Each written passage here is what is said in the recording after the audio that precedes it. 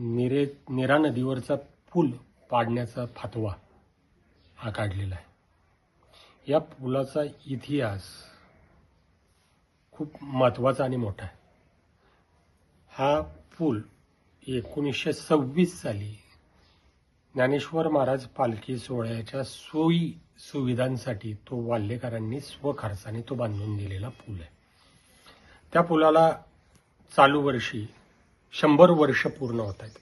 तो पूल नव्हता त्या वेळेस हा ज्ञानेश्वर महाराज पालखी सोहळा सासवड, कापूरहोळ, शिरवळ, लोणंद हा असा पंढरपूरला जात होता।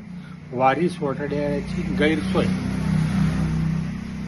टाळण्यासाठी वाल्ह्यातीलच त्यावेळीचे इंजिनियर कृष्णाजी बळवंत मांडके यांनी तो स्वखर्चाने तो ज्ञानेश्वर महाराज पालखी सोहळ्याला बांधून दिला होता। हा पूल पाडण्याचा घाट का आणि कशासाठी हा पडलेला एक प्रश्न आहे। कारण की या पुलाच्याच बाजूला एक रेल्वेचा 110 वर्षांचा पूल आहे की त्या पुलाला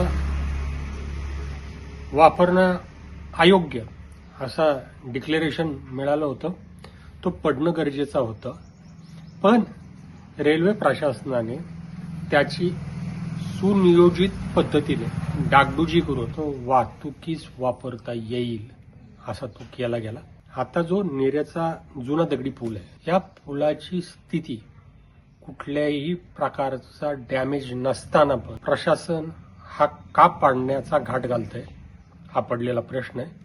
प्रशासनाला समस्त वाल्हेकरांच्या वतीने नीरा आणि नीरा पंचक्रोशीच्या वतीने एक विनंती असेल की आपण जो घेतलेला हा दुर्दैवी निर्णय तो कृपया मागे घ्यावा, अन्यथा खूप मोठ्या जन आक्रोशाला प्रशासनाला सामोरं जावं लागेल। रामकृष्ण हरी।